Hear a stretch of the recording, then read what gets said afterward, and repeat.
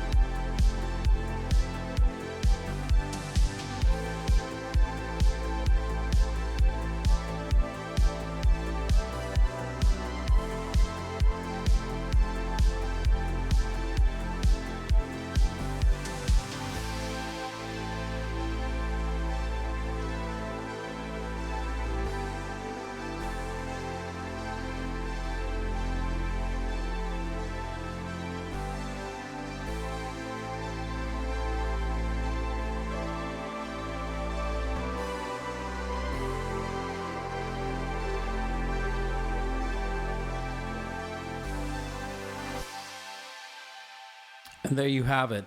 Sanctuary from top to bottom. Okay, let's mute these vocals and get into the track. Let's start with the piano piece. Up here somewhere. So this was originally a piece I made. Actually, it was when I lost. Yeah. I think this was when I, hang on, let me just make sure I'm playing. Oh, no, actually, this was a different, I made another piece when I lost my little dog, Louie, years ago. Oh, that would have been 5 years ago almost. But that was another one. When did I do this? Oh, this is a piece I made I called it Sanctuary. It was actually a little piece of piano I wrote to my girlfriend at the time. And it was just meant as a little piece for her. And it's sort of sat around, we've since then broken up and, that ended and all is well. But that piece was a really nice theme. I think it's this one, right? Where's the main piano? I don't even know where it is. Hang on. Oh, here we go. This is the main thing.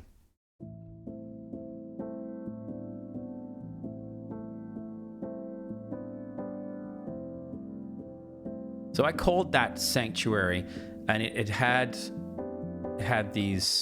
all these colors in it.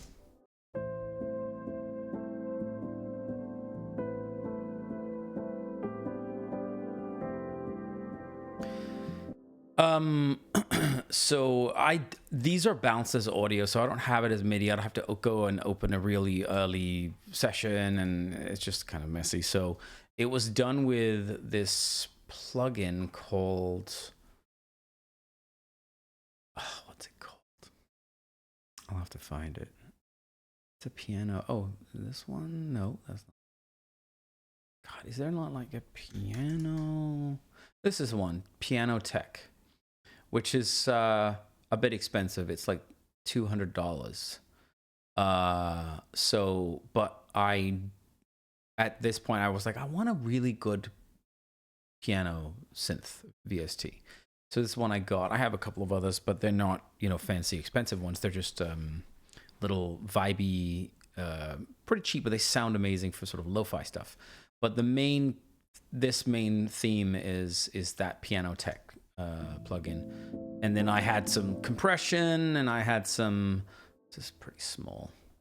I had some compression going on and some EQing and stuff, and I bounced that with that, and this is just the bounce of that, and then I just EQ'd a little bit further and sent it to this one, this EQ, or this reverb that I've mentioned many, many times. I've used on this album, on Syndicate a lot.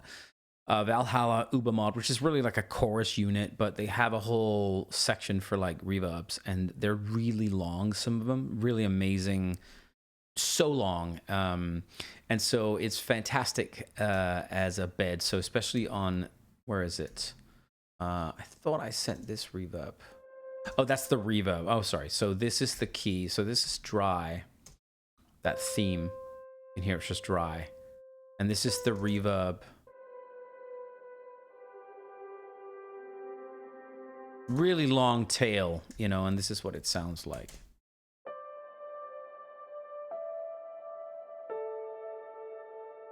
And we should probably address the time signature right now, because it's not your 4/4, it's 7/8, as you can see here.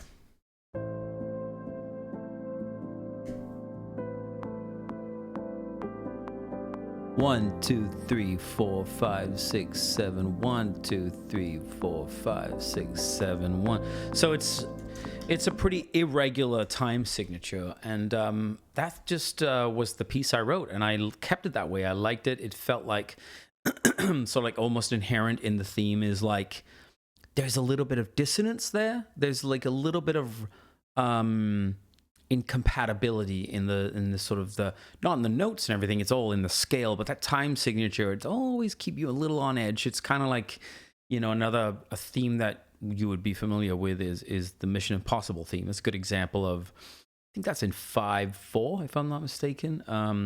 Ding, ding, ding, ding, 1, 2, 3, 5, 6, 1, 2. I guess that's 6. Is that? I can't. freaking count right now. 1, 2, 3, 5, 6. I'm a musician, guys. 1, 2, 3, 4, 5. 1, 2, 3, 4, 5. Isn't that's the time check? I'm pretty sure. Ding, ding, ding, ding, 8, 2, 3. God, now I'm completely losing it. Anyway, back to this theme. 7/8 felt right. Like one could potentially be tempted to keep. Obviously, it becomes 4/4 when Tyler's vocoder comes in. But then I keep it 4/4 here, but I keep the actual theme 7/8, and we'll get into that. But it creates this nice polyrhythmic kind of thing that the beat is consistent, but the theme kind of changes and evolves over the 4/4 counts. Anyway, just that's kind of just wanted to lay that foundation. So I played the piano.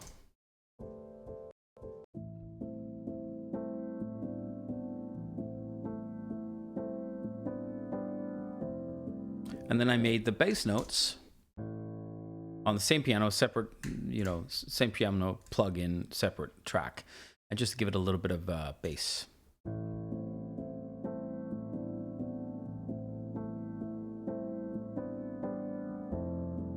And then you have this like chords.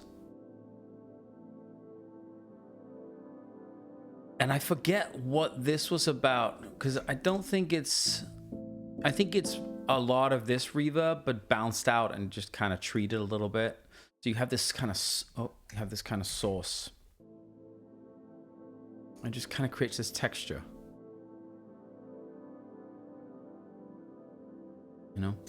And then you obviously have this theme with the reverb. And there's a little nod, now that I listen to it, there's a little nod to the Terminator theme, actually, when you listen to that. So if you listen to this.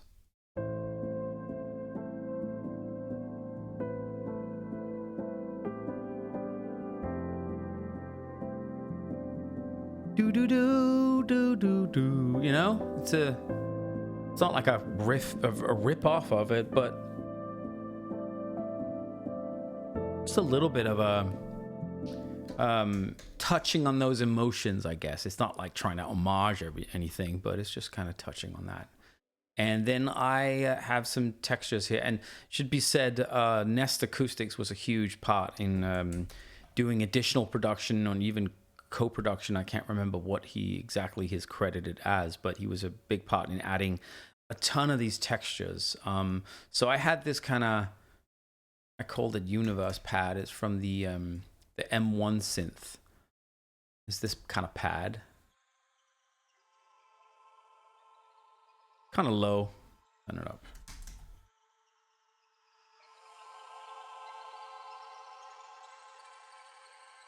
Just little textures, And then Ben did this. Let's see if I got through all these. Well, maybe I should do... Okay, well, before we get to Ben's stuff, to Nest's stuff, we'll do these little things.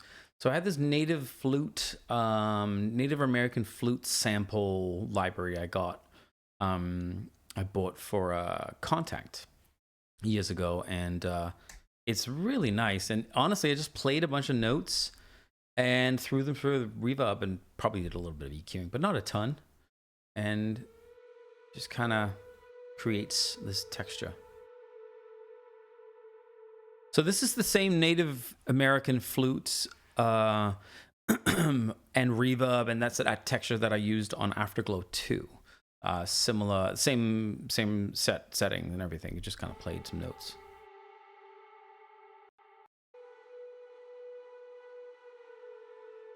There's just colors and tons of reverb baked in, bounced into that stem.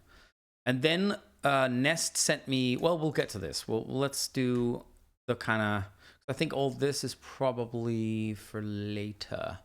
Yeah, okay, so there's a little bit of Tyler. Tyler did some modular that we captured in Atlanta last year, just about a year ago, when Nest flew out and met us in Atlanta, and we worked on these tracks and did some writing and all that kind of stuff. And Tyler laid down some of his modular stuff, and Ben took that and layered it in as a texture. It's really nice. Random little things, you know, little colors and textures. Really nice. Kind of ramps up, you know. So this is Ben taking that stem and then just building it and adding all kinds of noise and texture and ear candy to it.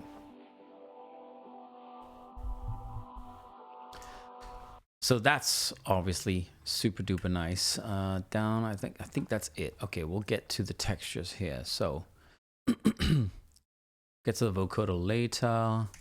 Sure that I didn't miss anything. What's this? Yeah, this is my Atmos kind of atmosphere texture. Used a lot. It's in, pretty sure it's in Digital Dreams as well. I'm pretty sure it's in Afterglow 2. It's in a bunch of like the tracks. Very subtly. And what's this? This is a rumble that Ben also did. And it's really, I mean, it just adds this depth and bass. So without it, you know, let's mute here.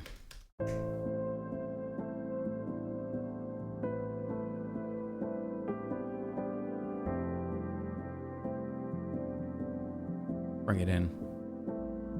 You hear that? You need to be wearing headphones for this, obviously. Such a nice warm texture. Really, really just beautiful stuff. He added, there's this almost, you know, you have the main theme, and I had this synth. I'm trying to find it. Where is it? Like a lead. I think it was separate, the lead support, but where is it here? Oh. Yeah, so I forget, sorry. The piano theme, I had the synth, and it was like a lead, and he took that and kind of made it even deeper and added reverb and stuff, and so it really adds to the tail of that. It adds this kind of synthetic texture to the main theme. Really beautiful.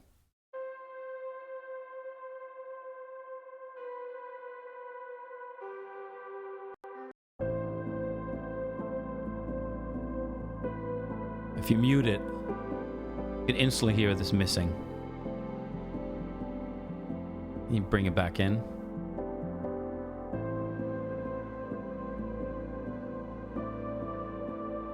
Just gorgeous. And so it all builds to this kind of drop where the vocoder comes in right on, you know, comes in cold on the one. But before that, you have a bunch of textures building. So here's that theme.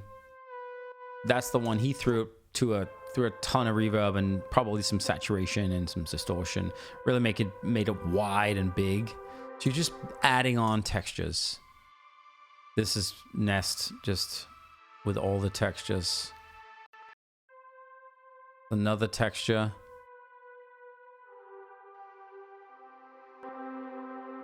This is all 4 stems being played here.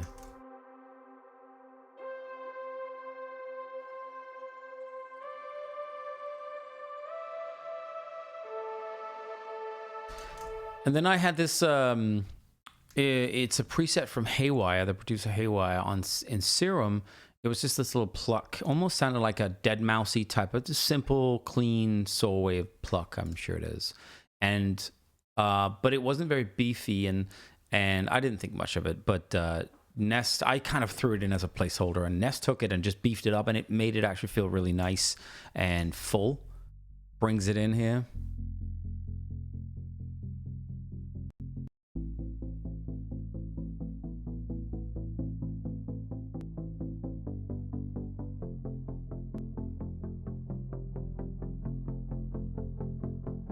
So controlled. Oh, so nice. It brings really nice texture to it. And there's a lot of like organic textures going on. So with the piano mainly kind of being that, and there's obviously synth textures, but having something that's a very clear like here's a synth. Makes it sit really nicely in the mix. And then glitter strings. What's that? Oh yeah, it's all building, right? He's just adding ear candy. So if you take this and this.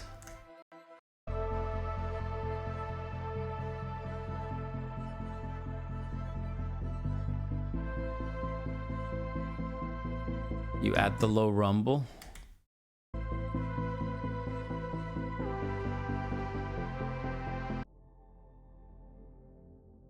It all has its kind of like shelf in the kitchen, if you were. Another texture. This is a lot of just textures from Nest.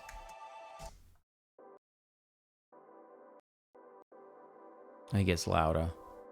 So this is all Ben. I sent this to him, and he just kind of did his thing and ramped it up and he created this vocoder. I did the vocoder, but he beefed it up in a really nice way, and it gets nice and weird and wonky, you know. All tireless little like weird notes and stuff. It's just all, or not weird notes, but like weird like textures and colors.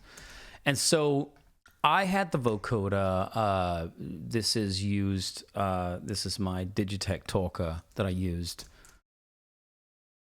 Oh, let's just bring in the vocals here. I think this is the drive vocoder.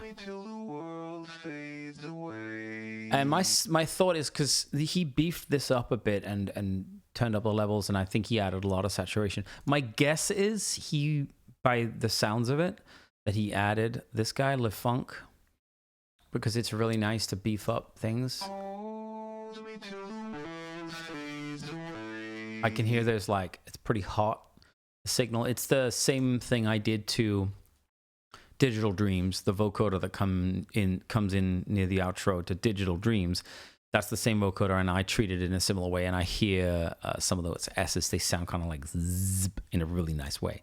So it's my guess. I don't know. He has his tricks and his magician's bag, but he added, it essentially consists of 4 stems. So this is the main drive vocoder, and this is like a verby texture to the vocoder. And then here, it's like a whisper texture. Oh, sorry, this is like another reverb, room reverb type thing. And this is like a whisper. So without the whisper, just as this. And then with the whisper.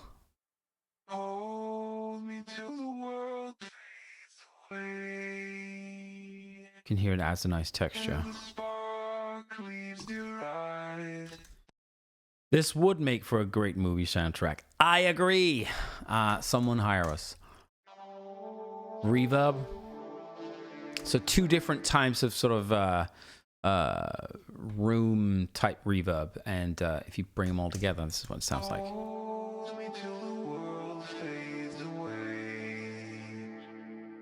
Love the little ray, like the delay that's built in there. So that's the vocoder come in. Besides the vocoder, if you mute that, really you just got a bunch of rumble, and I don't think there's much else going on here. This all dies out. It's just this. You know? It's just this. If you mute that, there's a little bit of texture.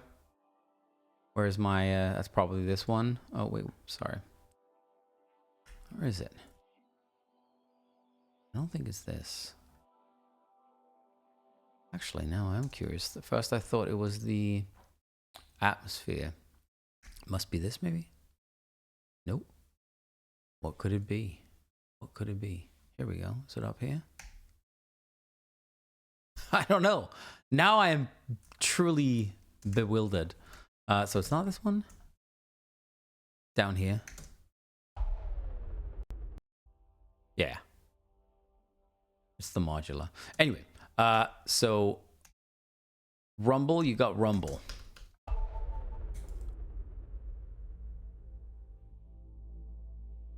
So a lot of space for vocals, and then we bring in the vocoder, and it's right there.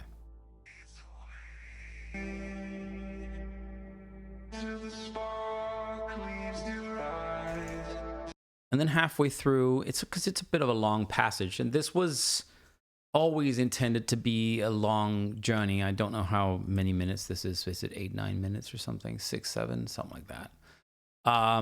So it's not short. It's not trying to be played on the radio or anything like that. It is kind of like a scoring piece, actually. It's a journey. I bring in this kind of warm, wide pad.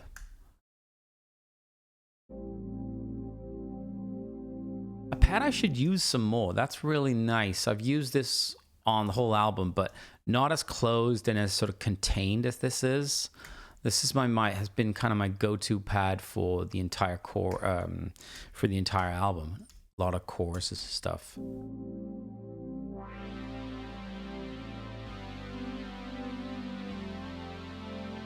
Anyway, really nice bed.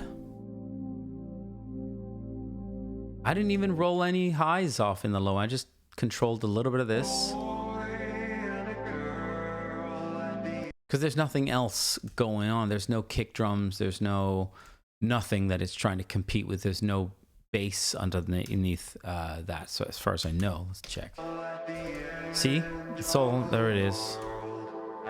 So it comes in and it's really nice and warm.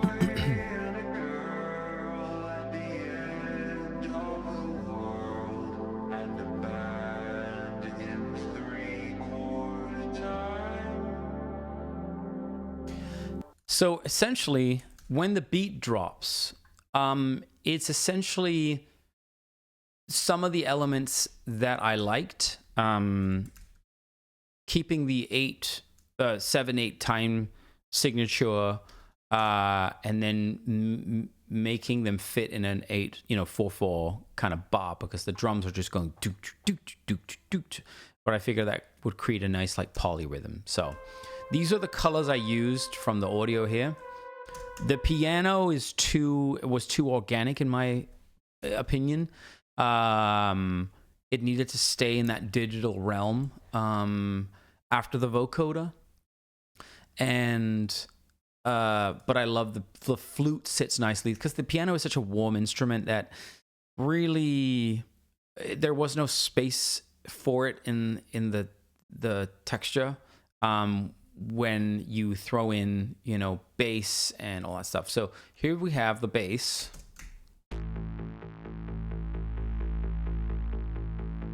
Obviously it's side chained, so it sounds like this.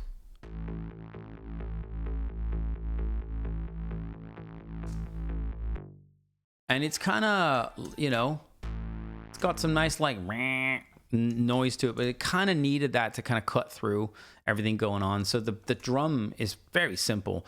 These are probably, I think, the same drums as in like Summer's Ending Soon and Long Island and those tracks. Just maybe I beefed them up. I kind of drove the drum bus a little hotter. I think a little more punch. But this is what it sounds like. It's not terribly aggressive. And then I threw some side chaining on all of it. What's this again? Yeah, nice mid-range synth lead. But really, I asked our mastering guy to kind of give the master a little bit more of a crunch. He did the same on Digital Dreams. That mastering is a little more aggressive, and I love it. It's like it just feels much more present, because I realized that this is not the most energetic beat when you listen to the track. It's very rich and full because of all the instrumentation, but the drums in itself are not like super edgy or hard or punchy or hard hitting in that sense, in my opinion. So I was like, feel free to kind of give it a little drive just to bring home that, give it a little bit more energy. And this is the sound I kind of just stumbled upon. It's Saurus, and I threw it again. I threw it through Echo Melt, and I just started playing this.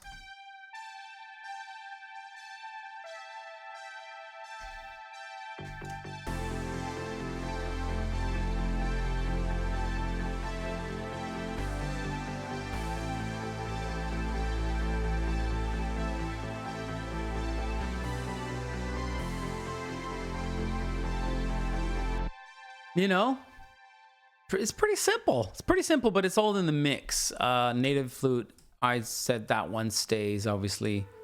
Really breathy, wonderful texture. We got some, you know, some splice transitions, nothing crazy.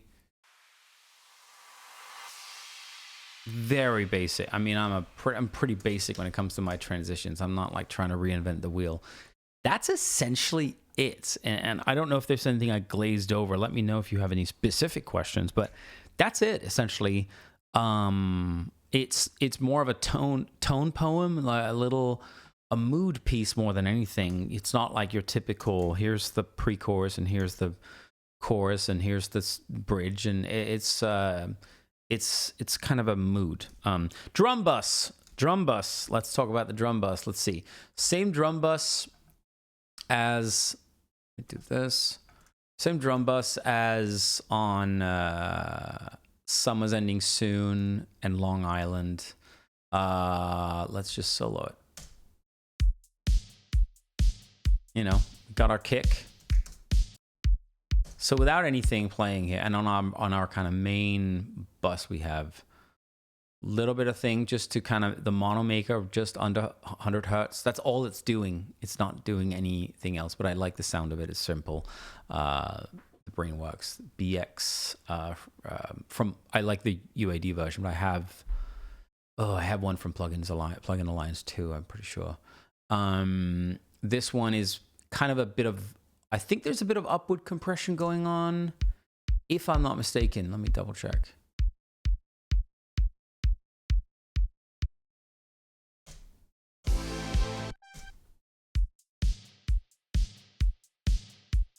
Not a ton of upward compression going on the what's it called? What am I trying to say? The master channel, which I'm actually surprised on. But I guess I used this one, the Oxford Inflator is just fantastic, really great. And I tried, and I'll be too abrasive with it, but it does sound so damn good. So sometimes just crank it, you know. Anyway, drum bus. Has this one. I love this one. Like I said, not so much for 808 type sounds, but really good for like live drum machine kind of type sounds, 80s drums and stuff like that. Because you'll hear it if I bypass it and bring it back in.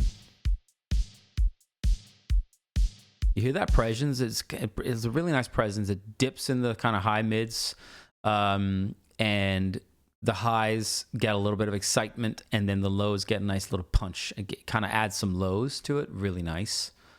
And here we have our Transient Shaper, which is also a go-to for me. A little bit of punch. Not any sustain. I probably played around with it. You know, you can go crazy with it, but just a little bit of drive. Nothing crazy. Fast compression. That's essentially it. Some low-end control, just to control this kind of kick drum. It's a little flabby, so just tightening it up a bit. Some multi-band compression. And then this guy, subtle. And without it, and bring it back in.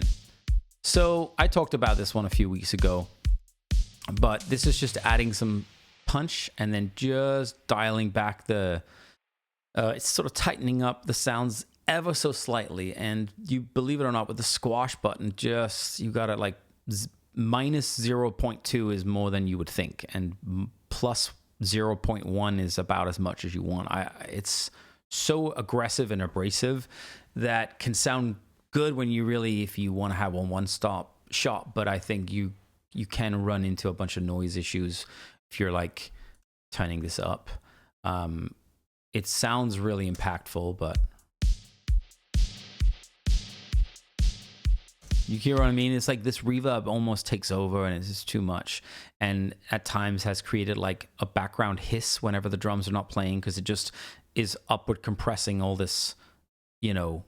If there's any plugin being sent to the drum bus that has a sort of a noise, a hiss to it, or built-in analog hiss or whatever, it'll get brought up so much. So beware. I've sometimes had to, if I was doing a very slight upward compression and bringing out those transients a little bit, or the kind of the sustain a bit of the sound, I've had to put a noise gate on the drum bus, because whenever the drums weren't playing, it would just be like, way too loud. Anyway, so just beware of that. But it's a great little plugin and not very expensive. That's the drum bus. This is very simple, because by the time I was finishing this one, this was like at the very tail end of finishing the album, and I was dialed with my drums. I knew the drum.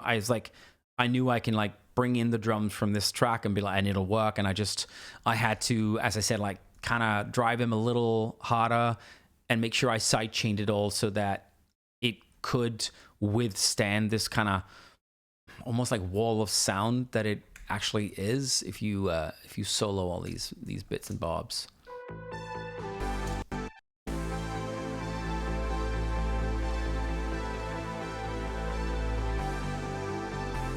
So it's not like the most aggressive distorted thing, but it's a pretty rich, full wall of sound type of thing. And so some good proper sidechaining is always needed, I'd say. Let's try and mute the drums.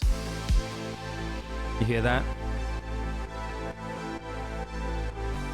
And I always it's not super aggressive, but I always do sidechaining. I mean, it probably goes without saying. I do sidechaining on individual tracks. Ever so rarely, sometimes once in a blue moon, I will put a sidechain additionally on the keys bus, anything that's melodic, synth, guitar, bass, blah, blah, blah, whatever, just to subtly like bring everything together if it's missing a little bit more of that pumping action. But I try not to do it, because I want to have the freedom to be able to do it individually. This one I see there's nothing. Oh, it's being sent to the big pads. So all these pads, what's here? Is it probably just these two, maybe? Yeah. So this is the kind of side chain on this one,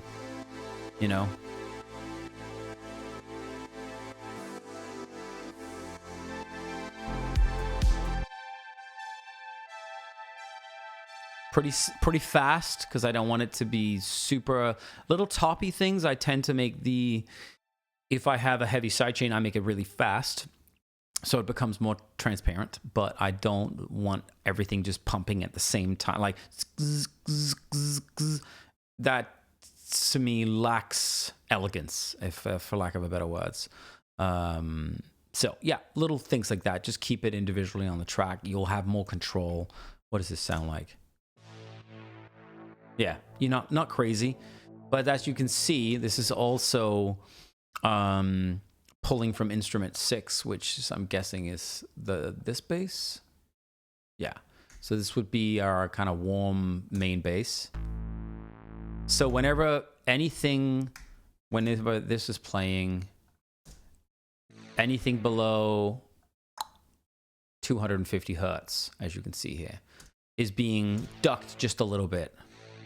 Because once this is playing, we don't need the low frequencies from this bass. We need that mid, and the sizzle, and the rest is taken care of by the main bass. So a little bit of side chaining just to duck the lows whenever that's being used. So that's kind of how I did it. Any other question before we call it a day? I'm gonna take a sip of my Diet Coke while I wait for your questions. Delightful. It's one of my favorites on the album. Thank you very much. I appreciate it. I loved working on it. It's a beautiful track. It's very emotive and really fun. What was the most inspiring part of working with Nest? Oh, I mean, it's it's how fun everything becomes, because Ben's the kind of guy who just loves being creative, and I said to him from the beginning, just be you, just do whatever comes natural to you, instead of don't feel like you have to try and sound like the Midnight. We're bringing you in because we want your colors and what you can bring to the table. So I'm a big believer in casting the right people right, and then giving them freedom to be themselves and really express, knowing the sort of playground they're in, I guess. Alpha Clink asks, "Are you playing this tonight?" I don't know what you mean by that. Am I playing this track tonight? I don't know what you mean. I'm not playing this track tonight. I'm going to be watching a movie. More tracks and weird time signatures in the future, please. Yeah, who knows? Those are always a bit more of a, not a risk, but like you're not going to throw a 7/8 on the dance floor. You know, it's not going to be a club banger. But sometimes it's nice to challenge that convention a little bit and just make it a little weirder. It's a good way of making it adding some weird to something that's already maybe feels a bit conventional. Was it hard to make the track list for the album? No, I mean we went back and forth many times because that's part of the fun is kind of, and Tyler's much. I think Tyler's better than at that than I am. I'll have ideas, but Tyler's really good at kind of thematically tying things together and making sure that they dynamically play together. It depends on the journey, the story you're telling, and what journey you're trying to bring the audience, in on, take them on. So, but no, it wasn't super hard. It was fun to do.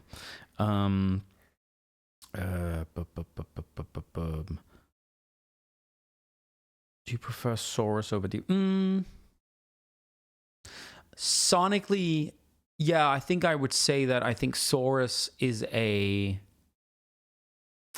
what's the word? It feels a little bit more modern, obviously, because it has like a vintage quality, but it feels like a modern synth. Whereas Diva is trying to do the vintage thing through and through. But I think the sounds as well. Oh, that was not good. Let's try and give this a restart. Yeah, I think Saurus is probably more contemporary for me. And I don't know. Like there's the little flute type of pan flute sound in the very ending of Love is an Ocean. It's also on Afterglow 2, and that's Saurus.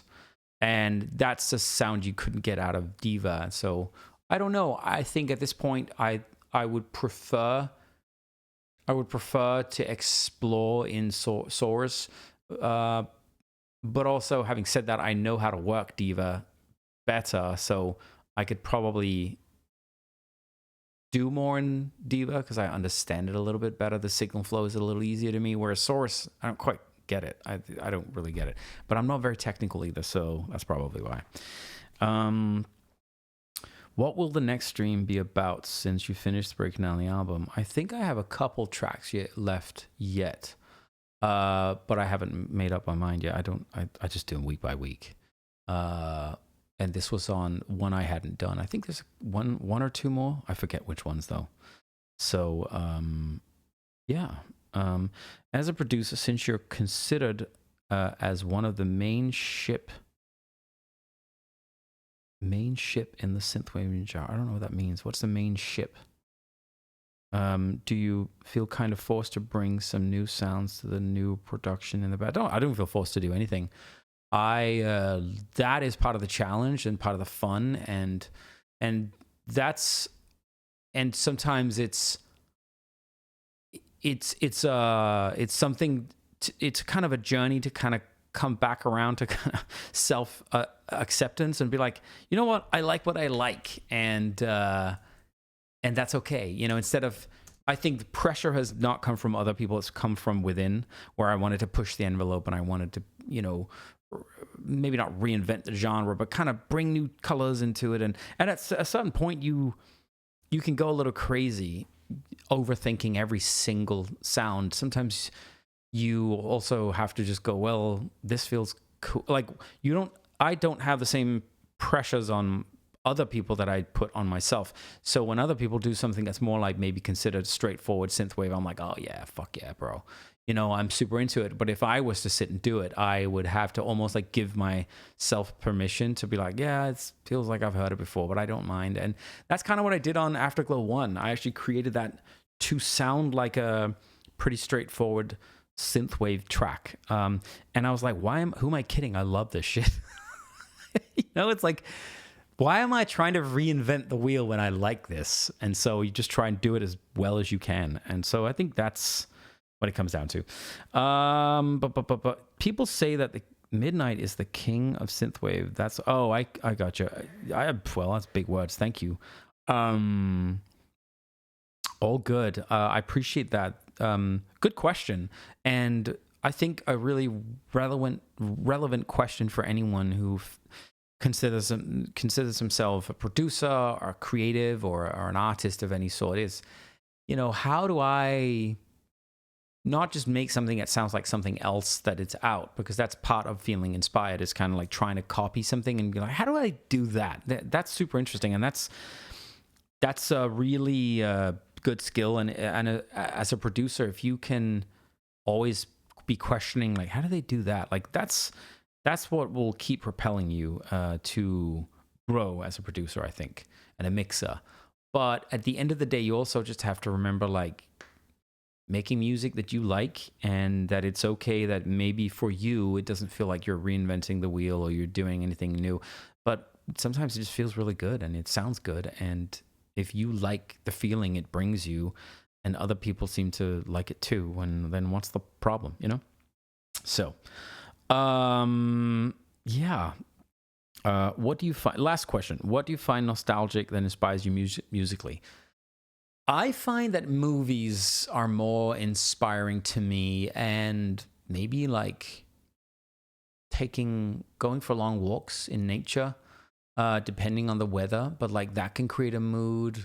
I live in the Pacific Northwest, and it's really gloomy right now, and it makes me feel really cozy and really gloomy and moody, and so it's all about leaning into kind of what inspires you, or watching movies, and if it makes you feel a certain way and you want to explore that feeling, then try and find sounds that give you that feeling. That's part of the fun of it for me. So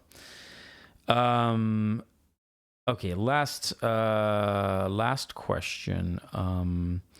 What has been the response to Shadows with Dark Horse? What have the fans been saying about it? Oh man, that is that a year and a half ago or something like that? Almost, I guess, right? I can't remember.